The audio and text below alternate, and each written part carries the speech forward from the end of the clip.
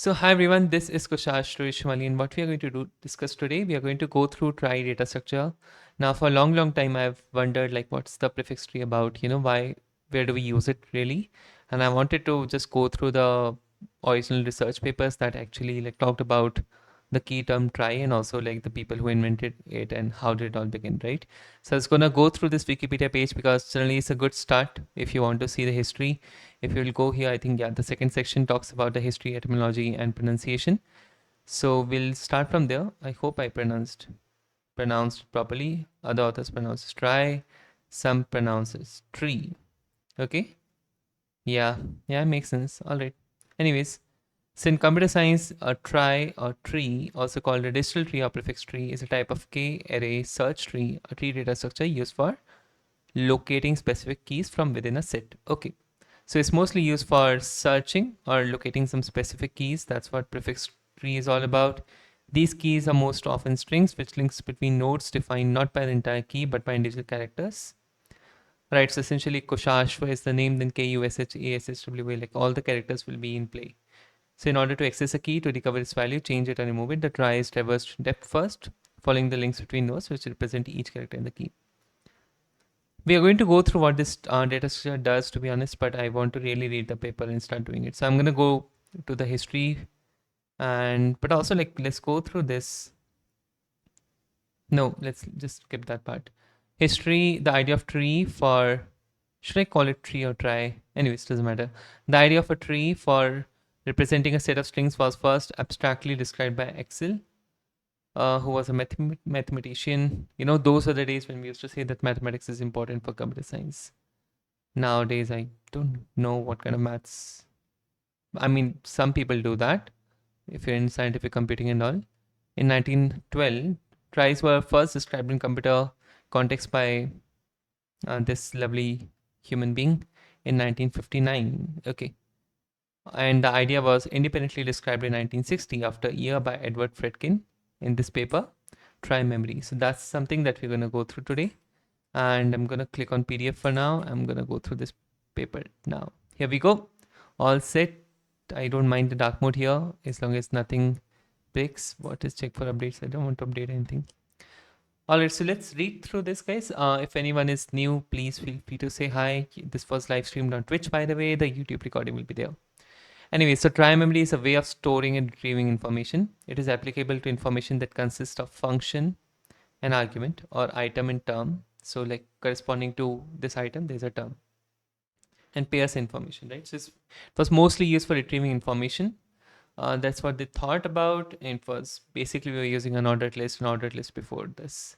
The main advantages of trie memory over the other memory plans just mentioned are short access time, greater ease of addition or updating.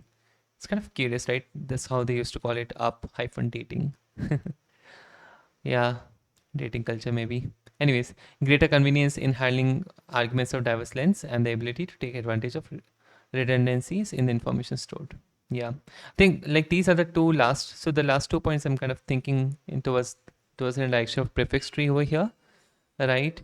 But let's go through this further. The main disadvantage is relative inefficiency in using storage space, because you see that like as they mentioned, right? So if most often the keys are strings and you're going to use so you're going to iterate through all the strings, consider each character over there, and then iterate, form a tree kind of a structure.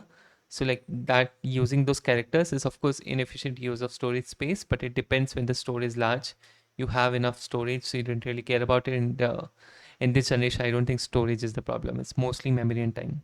And honestly, memory not as well, sorry, but mostly the time, right? How quick can you be and how accurate can you be as well.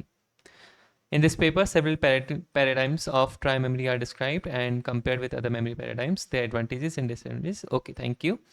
Many essential features of the trie memory were mentioned by this lovely human being. I'm gonna call him the like lovely human being because I can't pronounce his name. Um, in a paper presented to the Western Joint Computer Conference in 1959. The present development is essentially independent of his, having been described in memorandum from form in January 1959. It is fuller in that it considers additional paradigms and includes experimental results based on the efficiency of utilization of storage space.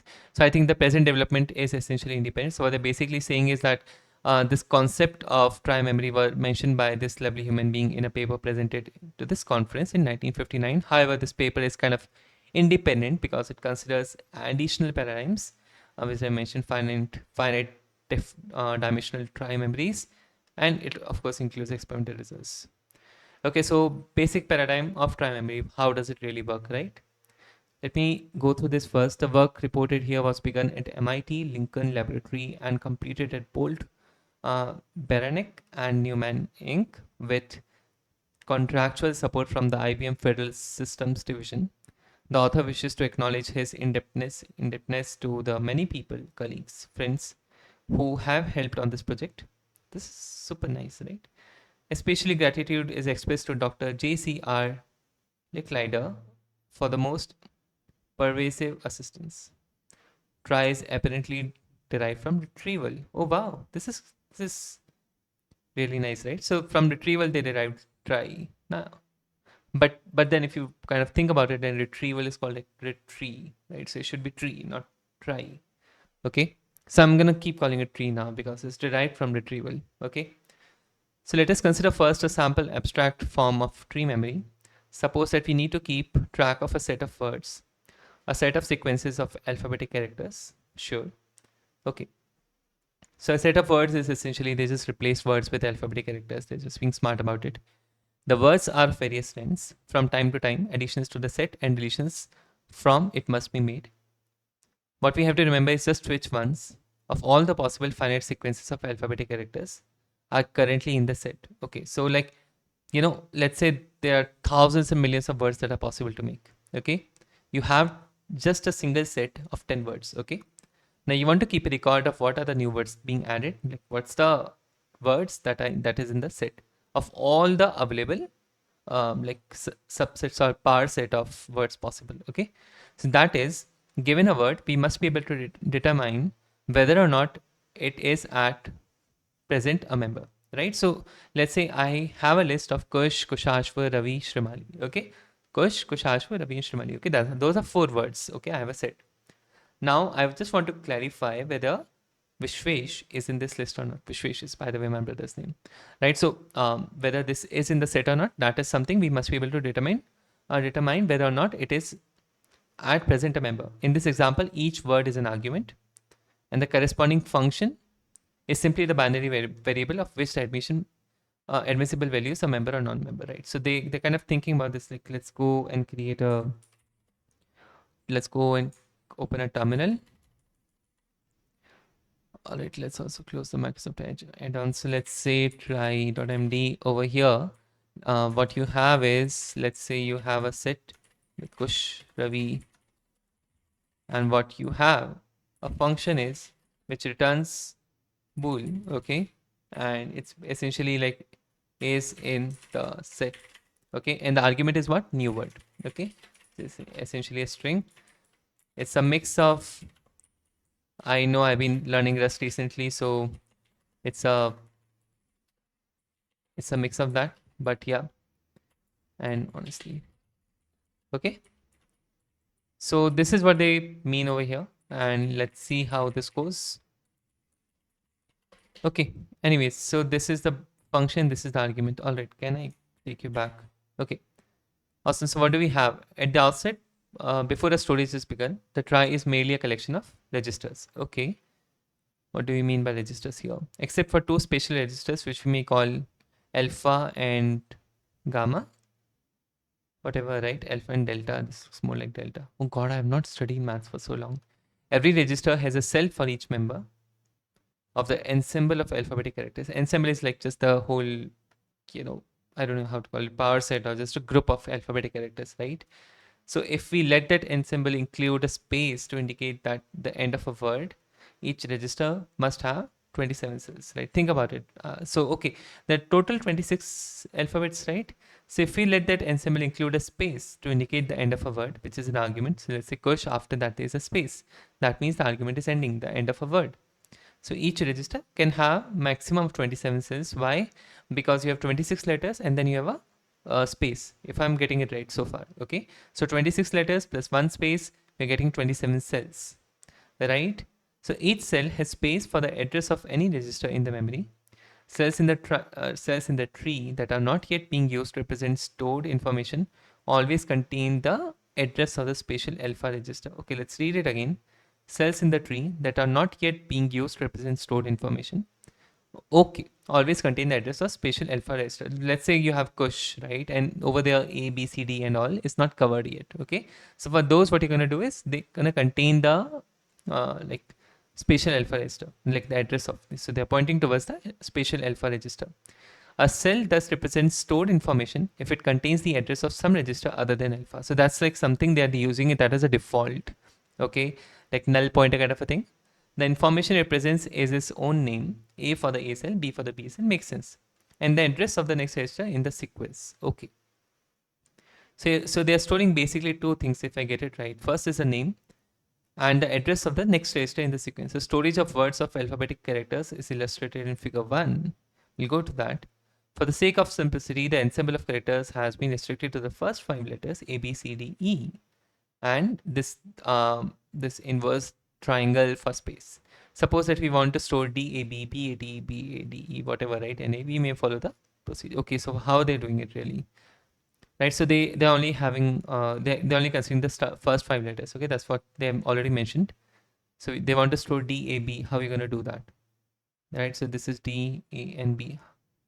Okay, rows represent registers, each one. So this is A, B, C, D, E, A, B, C, D, E. This is space. And then I want D, A, B. This is 17. Okay, how is it really done? What is this? A.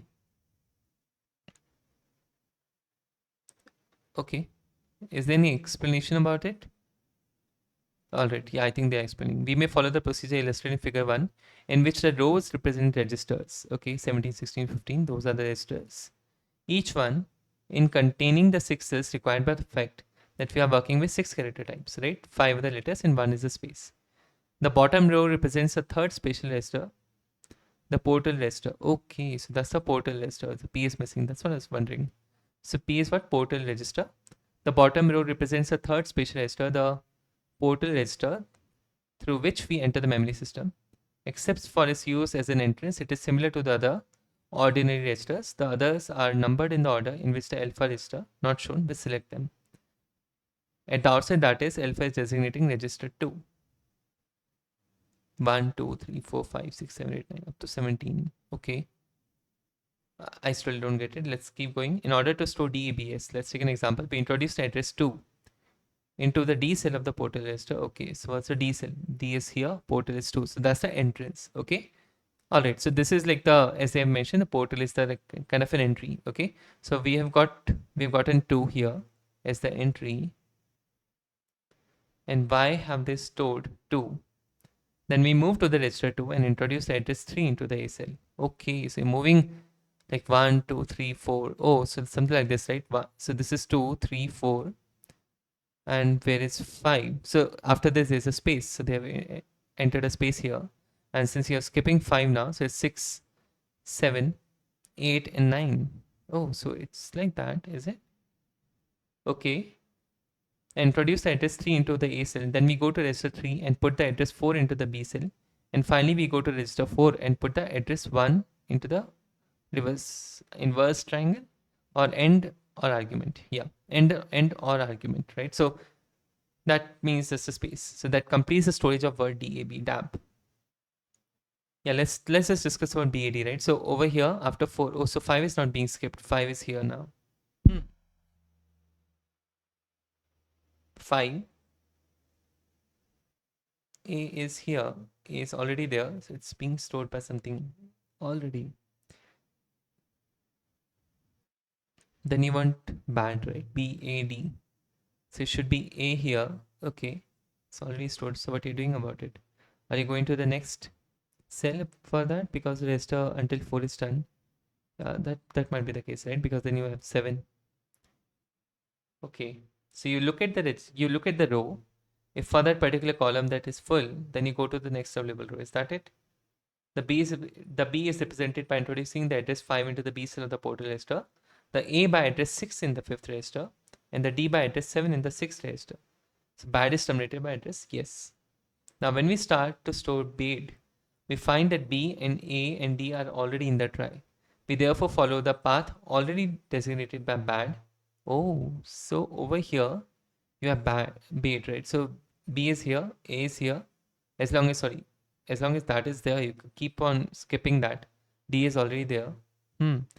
So in terms of if it was bad, wait a minute. So if it was B, A, D, this is what they covered, right? B, A, and D. And if you want to store B, A, D, E, you just need to store 9. Hi Shashank Thapa, thank you so much for joining us. I am from Jaipur, India, Rajasthan. And thank you so much for joining. I believe this is your first time in the chat. Thank you so much. Welcome, welcome, welcome. Generally, I do Rust and finish. I like working on some practical projects, but today I'm working on. I was very interested in reading through the Trie data structure, how it all originated, what's the idea, like the main authors and all, how did they come with this idea of Trie? Because like, see, my understanding from what I believe in data structures is that they were developed by human beings, right? They were invented by human beings, so those are not really complicated things, just that the name we are not aware of, right? Even in our, like, if you see, if you will ask your grandparents and all, they've been doing memorization for so long. So I like to believe that, okay, let's go through how they thought about it, then let's move forward and see how we can solve problems more efficiently. So I'm just reading through the paper. It's from 1960, Communications of the ACM, written by Edward Fredkin. But yeah, this is, I think, when he originated the term trie, but the idea was mentioned in 1959 in this Western Joint Computer Conference by this lovely human being whose name I can't pronounce properly. But anyways, thank you so much for joining. I hope you like it. And yeah, I'm going to continue as well. All right, so this makes sense. So next time when they want to store BADE, we already had stored bad. We find that B, so we find, so this is important, right? It's not like somewhere out of the blue that they will know that bad is already there. So they have to go through BAD again and they see that it's already filled. So it's already in the already in the tree. We therefore follow the path already designated by bad to the 7th register and therefore introduce the address 8 in the E cell and next to address 1 of the 8th register. Okay, let's look at this, right? So 8th register, we have already done this 8 and then we also give it a space.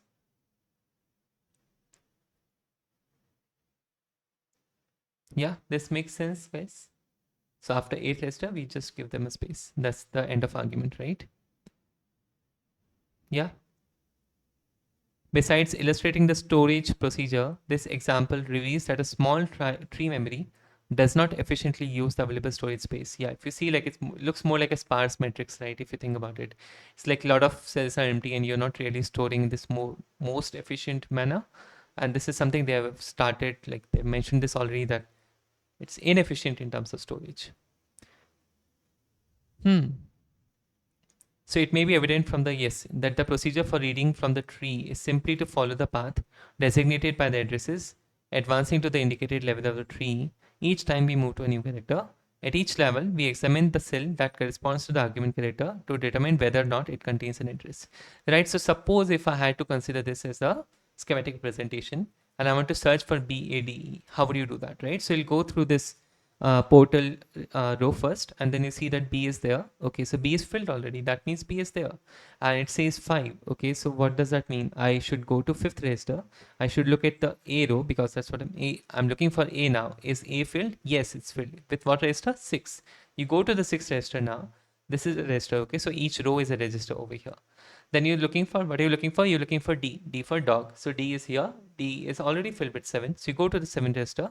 Now you're looking for E. You found 8 over there. 8 is filled. 8 is there.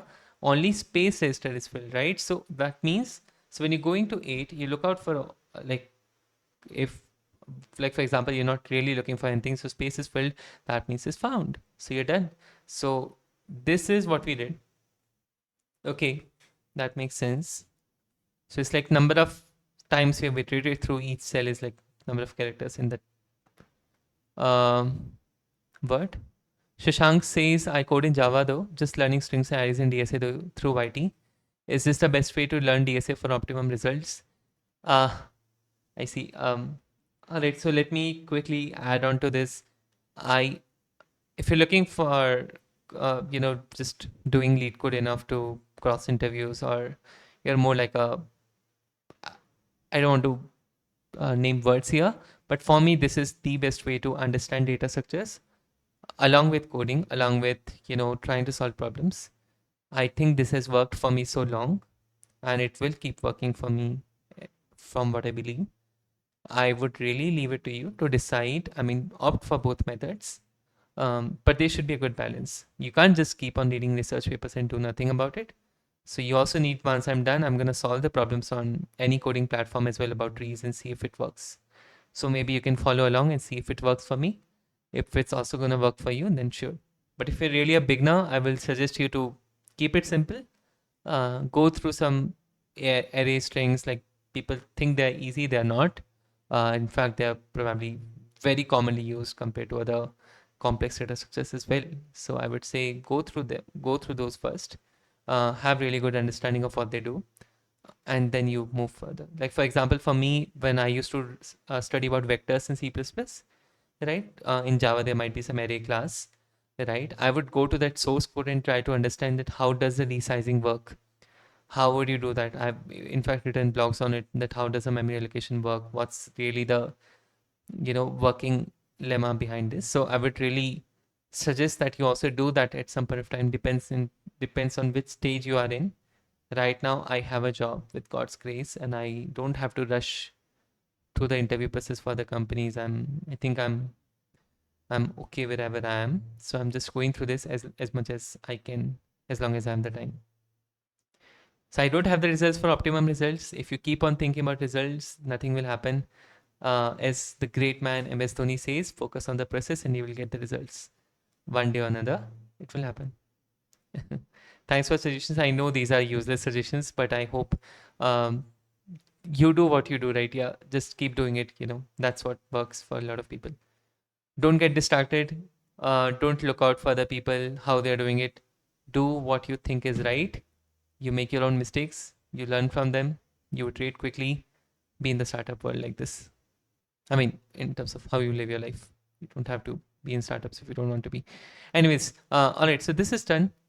It may be evident from the illustration. All right, this is good, this is good, this is good.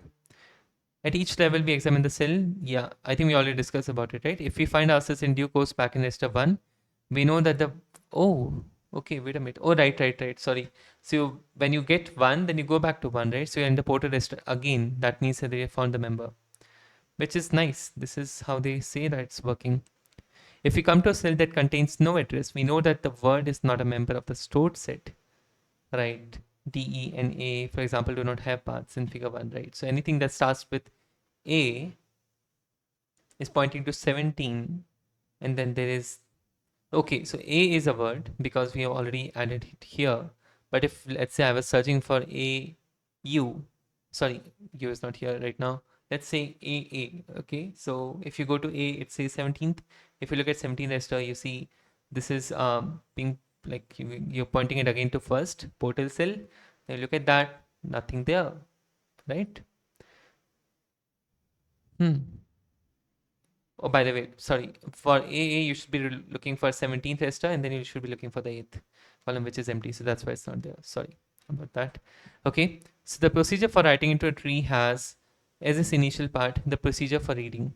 If the character is found by reading, it is not written.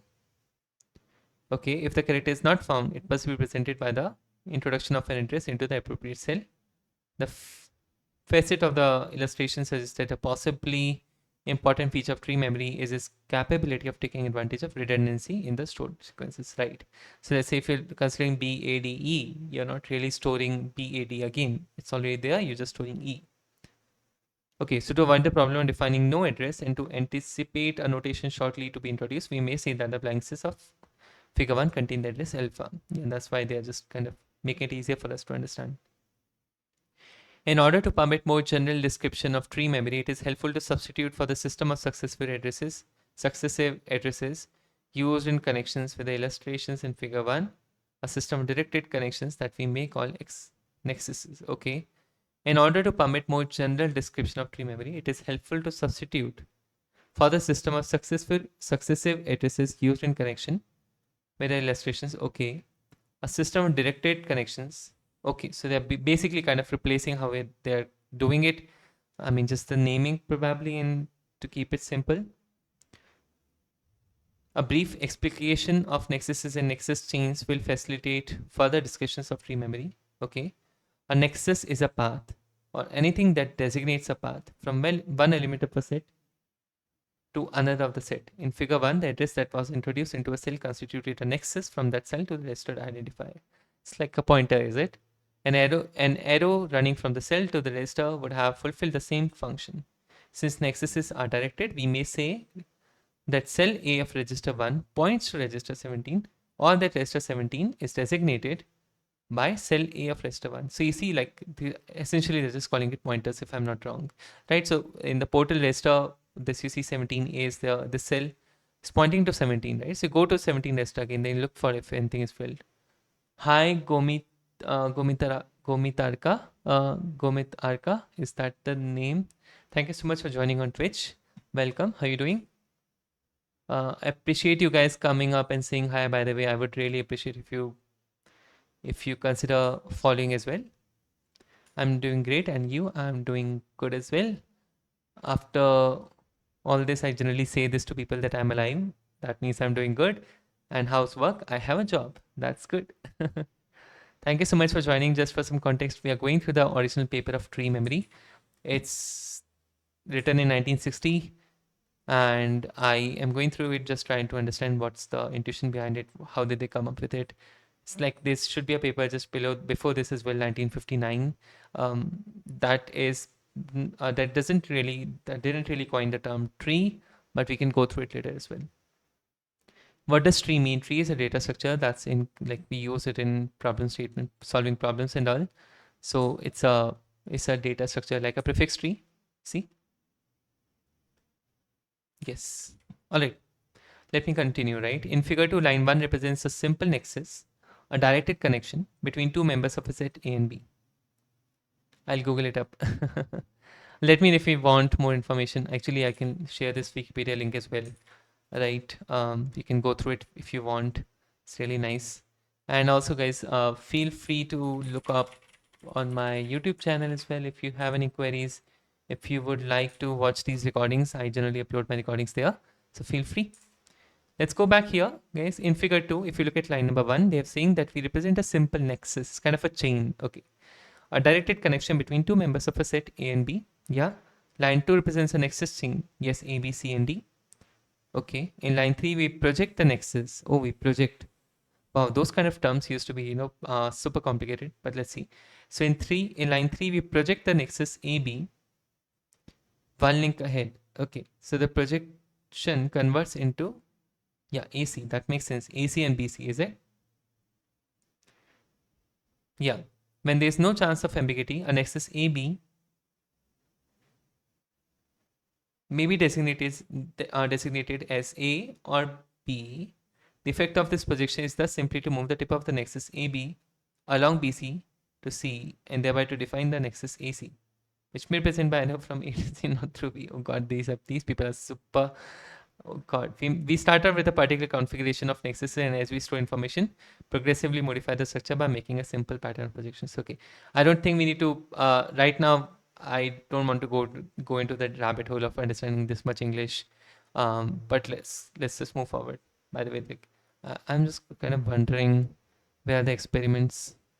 There's some mathematics here and there. Nice. I think today at least we'll be able to complete half of it, but then we'll move forward. All right, where were we? Yeah, we were here. Storage, retrieval, and deletion operations in tree memory. I think let's keep it for the next part. For now, this is good. This is already around 30 minutes. I like to keep it short for first. And then next part, we'll be going through how the storage happens, how the updation and deletion operations happen. And then we'll go also to the tree code base. I mean, wherever probably a lot of libraries have implemented it, we'll see where it's used, and then we'll try to see and try to match whether we are actually following up with 1960s thoughts, or have we kind of developed our own? Okay. So that is it for Tree. Maybe let's go back to some open source on Twitch.